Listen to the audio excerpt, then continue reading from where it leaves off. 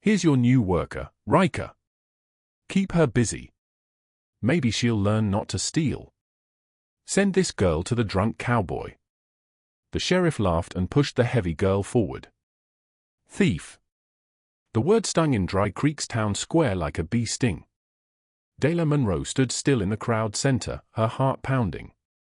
50 people stared at her, blaming, judging, wanting her to feel bad. The store owner, Mr. Hendris, pointed a big finger at her. 3 times. 3 times I've had missing bread. And this girl was in my store alone each time. I didn't take anything, Dayla whispered, her voice quiet. Speak up, Sheriff Boyd shouted. I didn't steal. Louder now, but her hand shook. I swear I didn't. The crowd laughed. Look at her, a woman said loudly. Of course, she stole it. She probably ate it before leaving the store. More laughter. Dayla's face felt hot. She'd heard worse, lived through worse. But standing here, accused with no one believing her, the shame felt like sinking in water.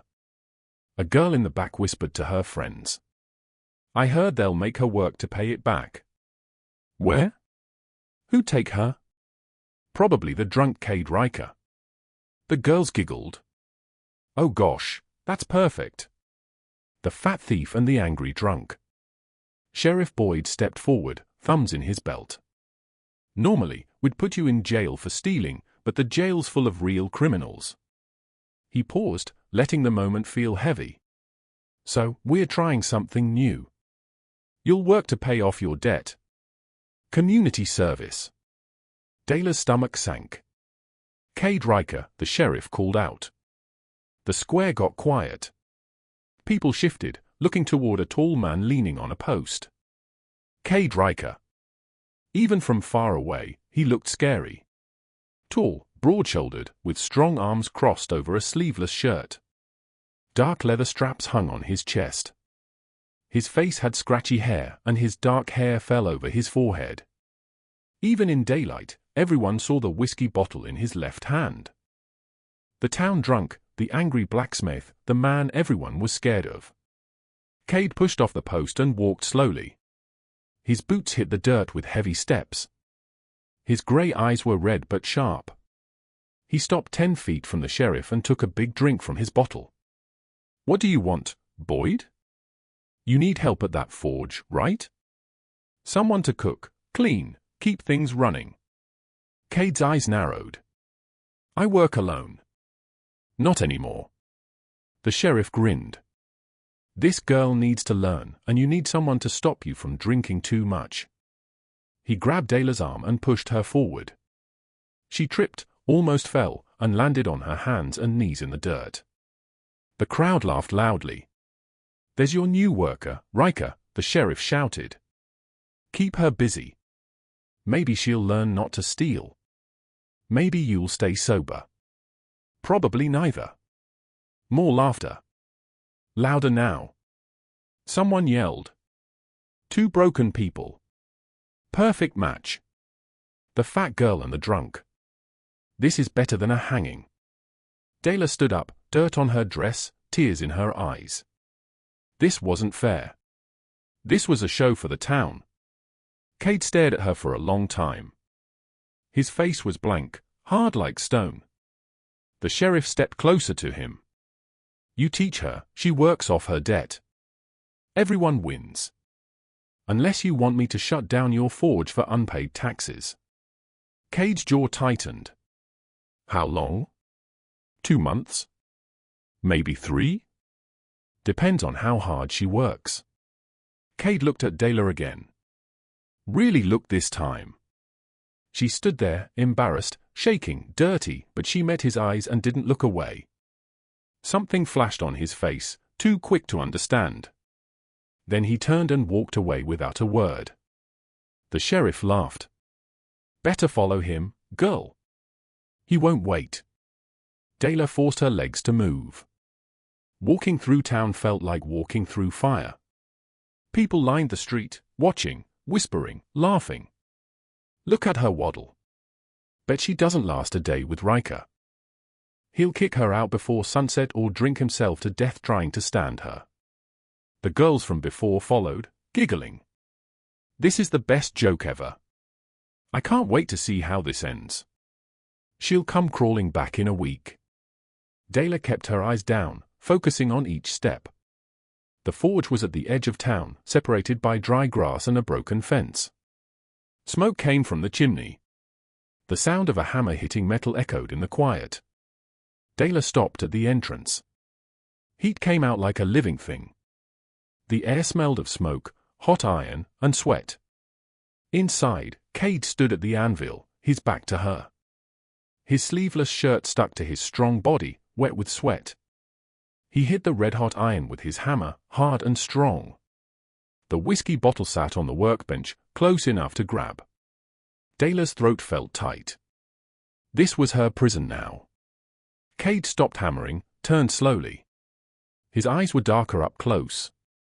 Dangerous. His scarred hands held the hammer tightly. He looked her up and down once. You the one they sent me? Dayla nodded, unable to speak. Cade gave a short, bitter laugh. He reached for the whiskey, took a big drink, then set it down hard. They think this is funny, sending you here like it's a joke. His voice was rough. Maybe it is. Maybe we're both the punchline. He pointed to a small cabin behind the forge. You sleep there. Cook, clean, keep this place running. He turned back to the anvil, picking up his hammer. Stay out of my way.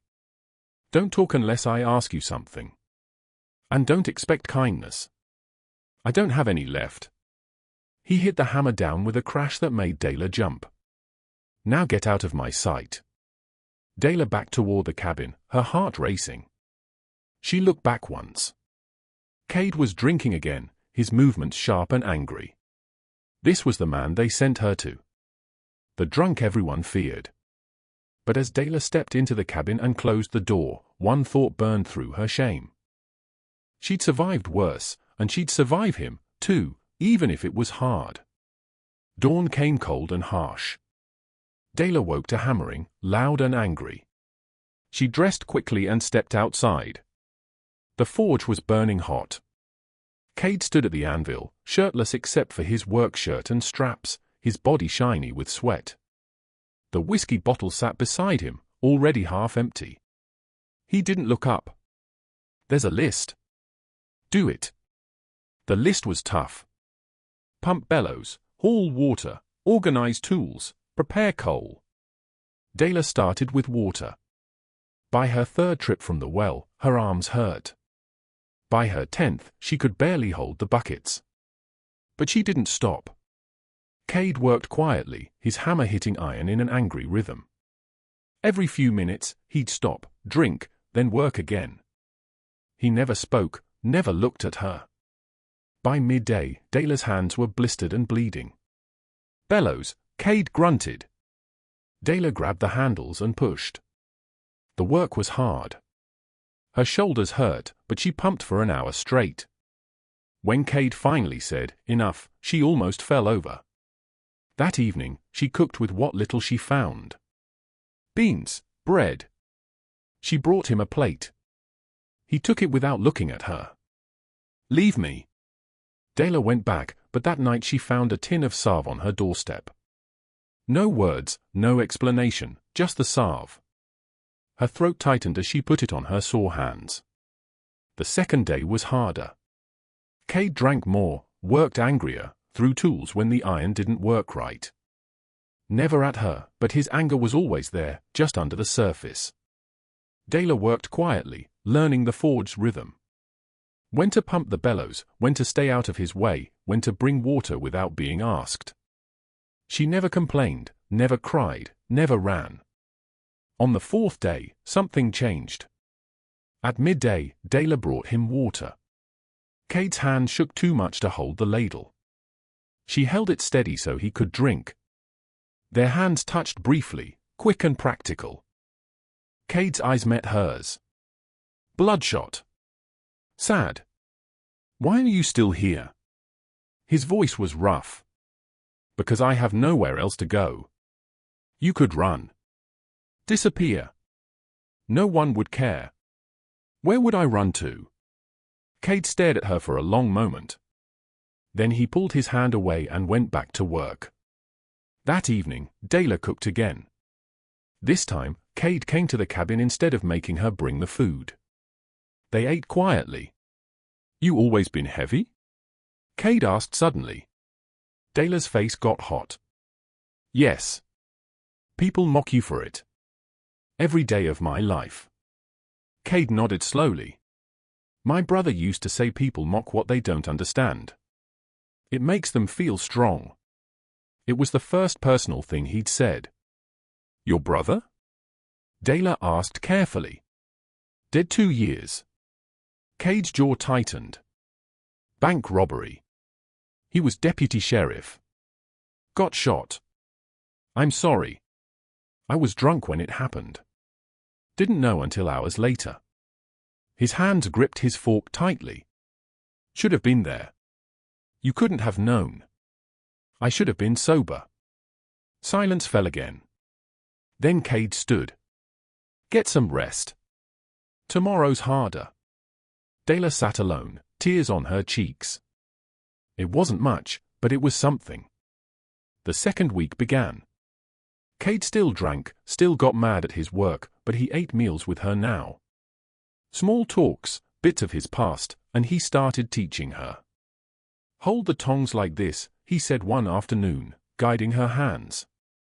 His rough fingers fixed her grip briefly, then pulled away fast. There, Cade said quietly. Now you can help me hold pieces while I shape them. Working together, she noticed things. The way his jaw tightened when he was upset. The way his hand steadied when he focused on work instead of the bottle. The way he looked at her sometimes when he thought she wasn't watching. One evening, as they ate, Cade spoke quietly. You didn't steal that bread, did you? Dayla's breath caught.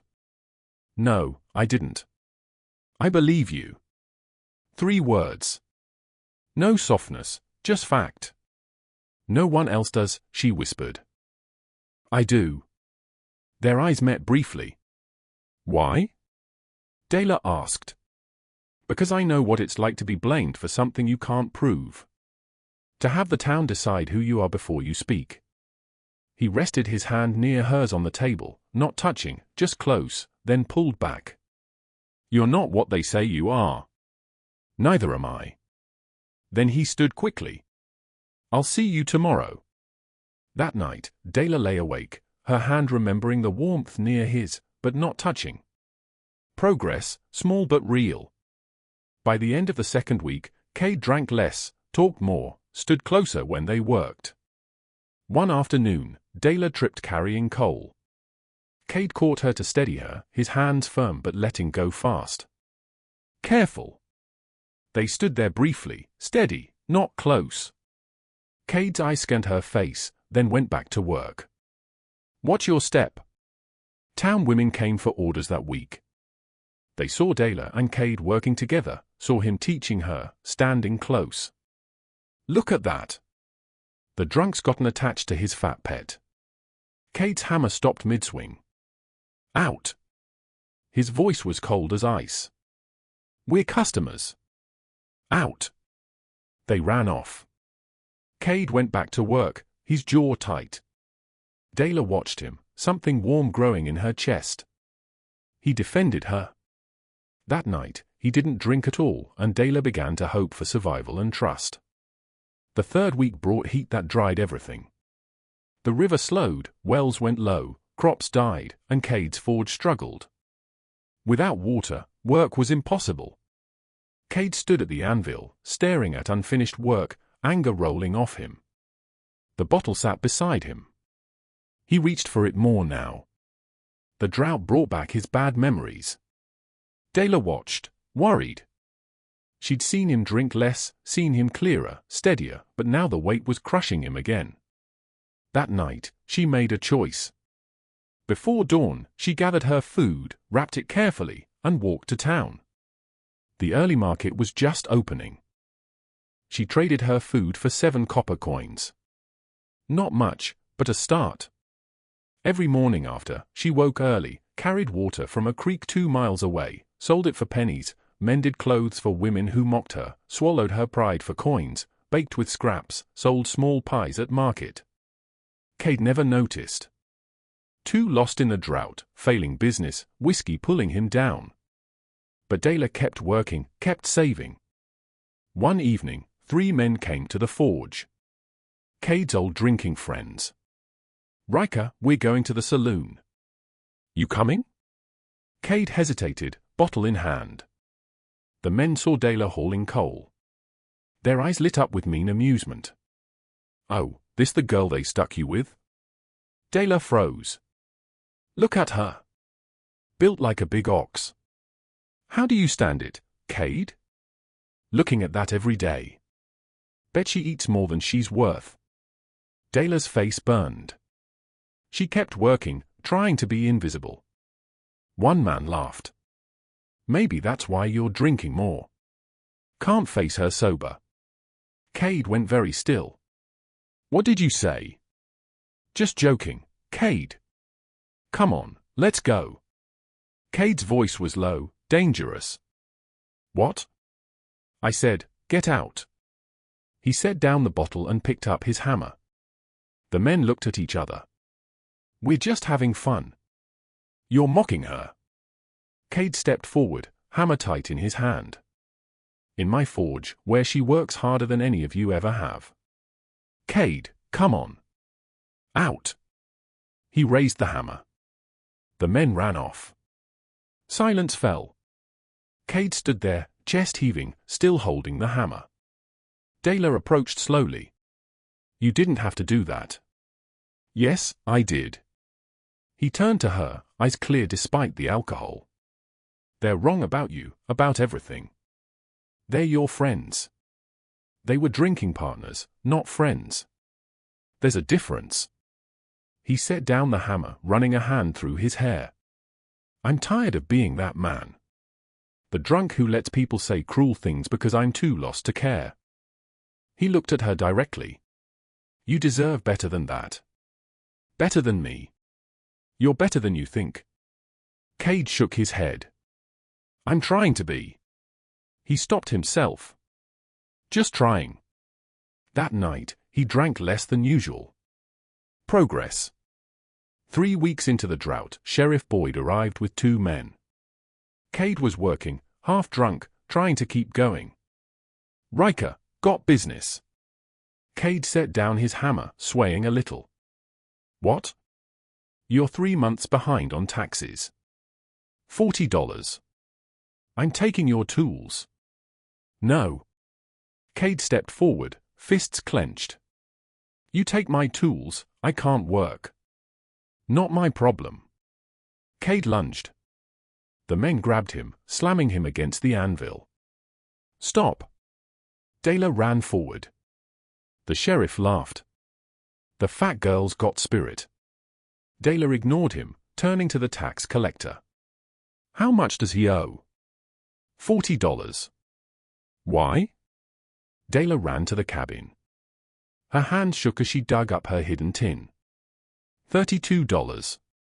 3 weeks of starving, working, swallowing pride. Not enough, but something. She handed it to the sheriff. 32. Give us 2 weeks for the rest. The crowd that had gathered went quiet. Boyd stared at the tin. "Where'd you get this?" "I earned it." "Earned it?" He grabbed her wrist, twisting hard. "You're a thief. Probably stole this, too." "I didn't." Dela gasped. "I earned every penny." Cade exploded. He broke free and punched Boyd's face. The sheriff fell, blood pouring from his nose. "Touch her again," Cade growled, "and I'll kill you." Boyd stood up. "You just attacked a lawman."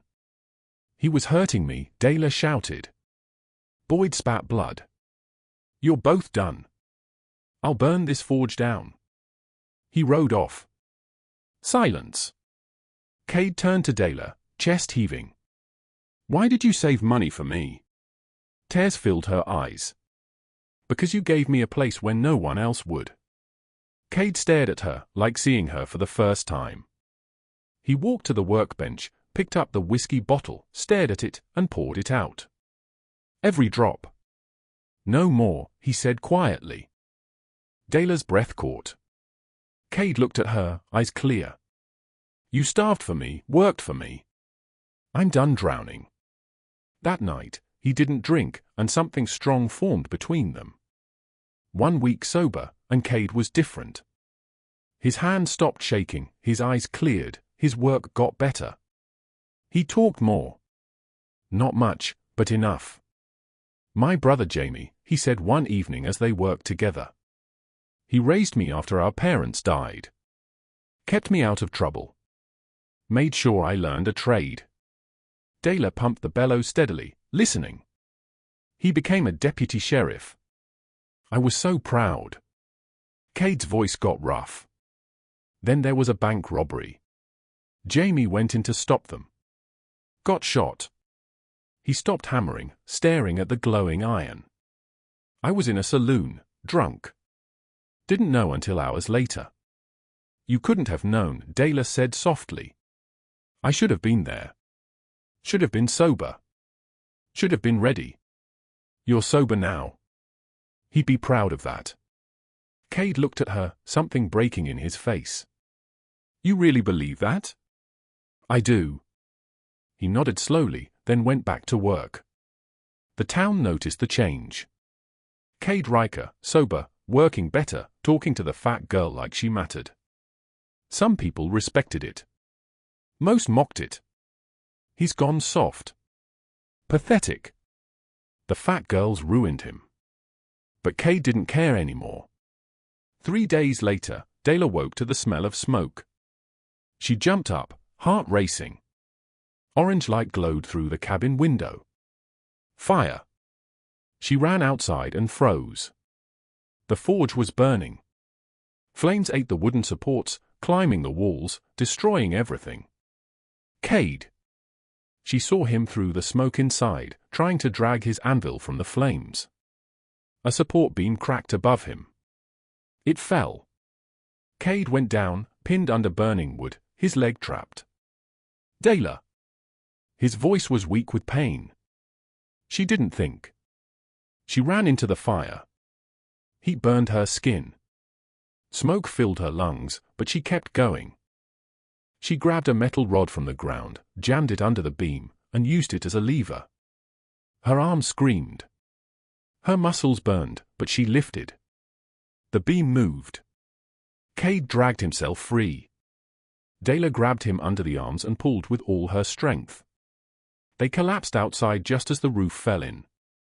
Dayla lay on the ground, coughing, her dress burned, her arms blistered. But Cade was alive. Townspeople arrived, too late to stop the fire, carrying useless buckets. They stopped when they saw Dayla, covered in ash, burned, exhausted, standing over Cade protectively. Sheriff Boyd appeared at the crowd's edge, his face blank. Someone whispered, he did this. Arson. He said he'd burn it down. The whispers grew louder. Boyd turned and walked away quickly. Cade sat up, wincing, and looked at Dayla. You ran into fire for me. Dayla knelt beside him, tears cutting through the ash on her face. You punched the sheriff for me. Cade reached up, his burned hand touching her cheek gently. I don't deserve you. You do, Dayla whispered. You just didn't see it yet. I see it now. He pulled her close, holding her like she was the only thing keeping him steady in a world that tried to burn them both. The town watched quietly, some ashamed, some amazed. Later, as Dayla bandaged his leg in the cabin, Cade spoke softly. I thought I'd lost everything when Jamie died. Thought there was nothing worth staying sober for. He looked at her. I was wrong. Dayla's throat tightened. You're the reason I stopped drinking, he continued. The reason I wanted to be better, because you deserved better than a drunk who couldn't see past his own pain. Cade, let me finish. His voice was firm but kind. You worked yourself to exhaustion for me, saved money, ran into fire. You never gave up. He took her hand carefully, mindful of her burns. I'm not giving up either, on this forge, on this life. He paused. On you. Dayla's tears fell freely now. I don't have much to offer, Cade said. But what I have is yours. If you want it. Dayla nodded, unable to speak. Cade pulled her close again, and they sat together in the forge's ruins. Two broken people who'd saved each other, not with big acts, but with stubborn refusal to give up. Outside, the town whispered. Inside, Dayla and Cade held on to something neither expected to find. 2 weeks later, the forge was rebuilt. Not by Cade alone. The town helped, shamed by Dayla's bravery. Men who'd mocked her brought lumber. Women who'd whispered about her gave supplies. They worked quietly, unable to meet her eyes. Dayla accepted their help without bragging. She worked beside them, steady and strong. Sheriff Boyd was arrested for arson. 3 witnesses spoke up, encouraged by Cade's stand. A new marshal, a fair man from Denver, took over. Now the town gathered in the square for a meeting. Cade stood at the front, his leg still bandaged, but healing. Dayla stood in the crowd, trying to stay unnoticed. The marshal spoke to everyone. We're here to clear up some business. First, the charges against Dayla Monroe. The crowd shifted uncomfortably. Mr. Hendris, you accused her of theft. 3 loaves of bread over 3 weeks. The store owner nodded slowly. Funny thing, the marshal continued. I looked into it. Turns out, your son was sneaking bread to his friends. He confessed yesterday. Gasps spread through the crowd. Hendris's face turned red. I didn't know. But you accused her anyway, publicly. Ruined her name. The marshal's voice was cold. Miss Monroe is innocent. Completely innocent. Silence hit like a hammer. The marshal turned to Dayla. On behalf of this town, I apologize. Dayla stood frozen, tears streaming down her face. All this time, all the shame, all the mockery, for nothing. Cade stepped forward, his voice loud across the square. 2 months ago, you sent this woman to me as a joke, a punishment.